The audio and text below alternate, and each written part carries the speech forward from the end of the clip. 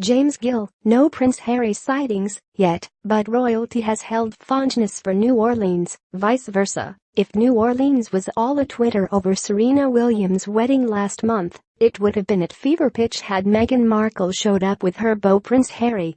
The media on both sides of the Atlantic reported that Williams had invited her pal Markle to bring His Royal Highness along to watch her get spliced to Alexis Ohanian at the Contemporary Art Center. In fact, the big day found Markle on set in Canada wrapping up her stint on in the TV drama Suits, while Harry performed eleemosynary duties in London. But a mere week later they confirmed their own love match, and Williams will presumably now score an invitation to their wedding at Windsor Castle next May.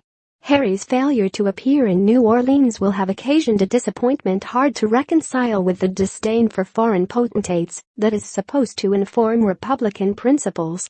Still, princes are pretty much just for show these days. Royalty and showbiz were already natural bedfellows when movie star Grace Kelly wed Prince Rainier of Monaco in 1956. That fairy tale romance had a strong New Orleans connection, but it was a far from recent one, and the city's dealings with royalty have been few and far between.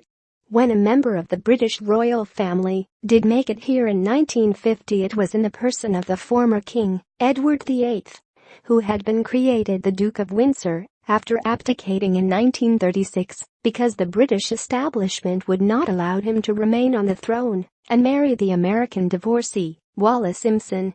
Times have changed, for Harry's plan to marry an American divorcee have precipitated no constitutional crisis and has, indeed, been warmly welcomed on all sides. It is true that Harry will probably never be king. He will only be sixth in line to the throne after his brother William's third child is born in a few months, but the rule against previously owned brides used to extend to all royals. Thus was the current Queen's sister, Princess Margaret, forced to dump the alleged love of her life, group captain Peter Townsend.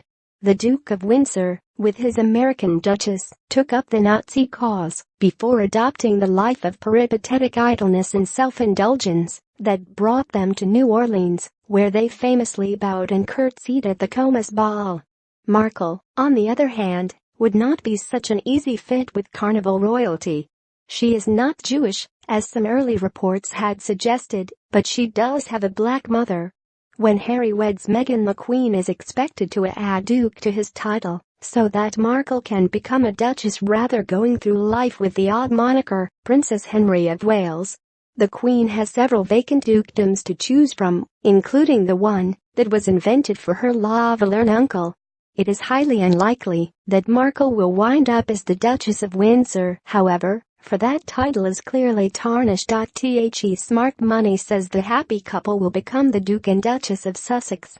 Although Harry didn't make it here, his father Prince Charles and his wife the Duchess of Cornwall, both divorced themselves, did show up just after Katrina.